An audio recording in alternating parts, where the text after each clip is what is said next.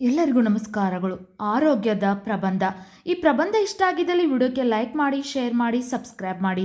ಪೀಠಿಕೆ: ಆರೋಗ್ಯವು ಕೇವಲ ರೋಗವಿಲ್ಲದ ಸ್ಥಿತಿಯಲ್ಲ, ಬದಲಿಗೆ ಶಾರೀರಿಕ, ಮಾನಸಿಕ ಮತ್ತು ಸಾಮಾಜಿಕವಾಗಿ ಪರಿಪೂರ್ಣವಾಗಿರುವುದು. ಆರೋಗ್ಯವು ಕೇವಲ ರೋಗವಿಲ್ಲದ ಸ್ಥಿತಿಯಲ್ಲ, ಬದಲಿಗೆ ಶಾರೀರಿಕ, ಮಾನಸಿಕ ಮತ್ತು ಸಾಮಾಜಿಕವಾಗಿ ಪರಿಪೂರ್ಣವಾಗಿರುವುದು. ಪೀಠಿಕೆ: ಆರೋಗ್ಯ ಎಂದರೆ ಕೇವಲ ರೋಗ ಅಥವಾ ದೌರ್ಬಲ್ಯ ಇಲ್ಲದಿರುವುದು ಮಾತ್ರವಲ್ಲ, ಅದು ಸಂಪೂರ್ಣ ದೈಹಿಕ, ಮಾನಸಿಕ ಮತ್ತು ಸಾಮಾಜಿಕ ಯೋಗಕ್ಷೇಮದ ಸ್ಥಿತಿಯಾಗಿದೆ.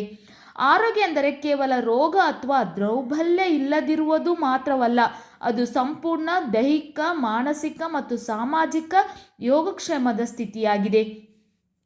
ಆರೋಗ್ಯವೇ ಭಾಗ್ಯ ಎಂಬ ಗಾದೆ ಮಾತಿನಂತೆ ಆರೋಗ್ಯಕ್ಕೆ ಬಹಳ ಮುಖ್ಯವಾದ ಸ್ಥಾನವಿದೆ. ಎಲ್ಲ ಭಾಗ್ಯಗಳಲ್ಲೂ ಆರೋಗ್ಯ ಭಾಗ್ಯವೇ ಶ್ರೇಷ್ಠ.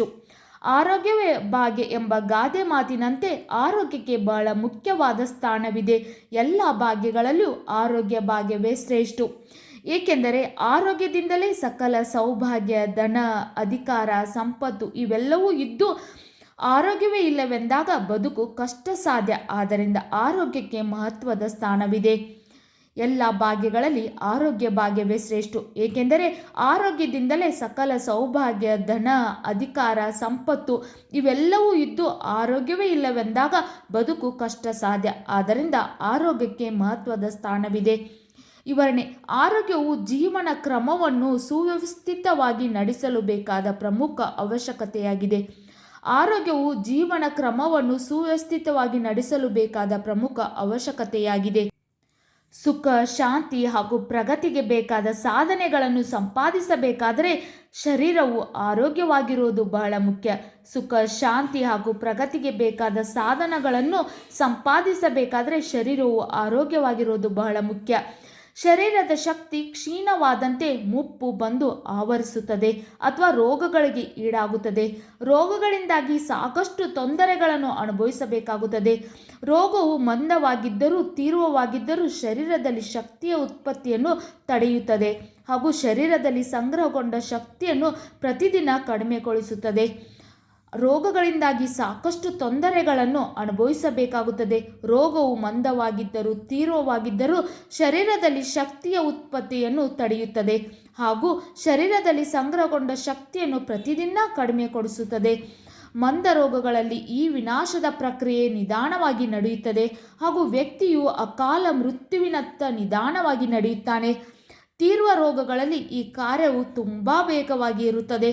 ಸಮಯಕ್ಕೆ ಸರಿಯಾದ ಔಷಧೋಪಚಾರ ಮಾಡದಿದ್ದರೆ ರೋಗಿಯು ಅಸಹನೀಯ ಯಾತನೆಯನ್ನು ಅನುಭವಿಸುತ್ತಾ ವೇಗವಾಗಿ ಮೃತ್ಯು ಹೊಂದುತ್ತಾನೆ. ತೀವ್ರ ರೋಗಗಳಲ್ಲಿ ಈ ಕಾರ್ಯವು ತುಂಬ ವೇಗವಾಗಿ ಇರುತ್ತದೆ. ಸಮಯಕ್ಕೆ ಸರಿಯಾದ ಔಷಧೋಪಚಾರ ಮಾಡದಿದ್ದರೆ ರೋಗಿಯು ಅಸಹನೀಯ ಯಾತನೆಯನ್ನು ಅನುಭವಿಸುತ್ತಾ ವೇಗವಾಗಿ ಮೃತ್ಯು ಹೊಂದುತ್ತಾನೆ.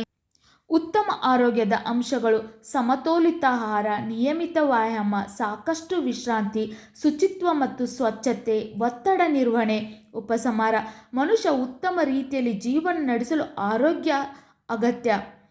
ಅದು ದೈಹಿಕ, ಮಾನಸಿಕ ಆರೋಗ್ಯ ಎರಡನ್ನೂ ಒಳಗೊಂಡಿರುತ್ತದೆ. ಜೀವನದ ಪ್ರತಿಯೊಂದು ಹಂತದಲ್ಲಿ ಆರೋಗ್ಯ ಬಹಳ ಮುಖ್ಯವಾಗಿದೆ.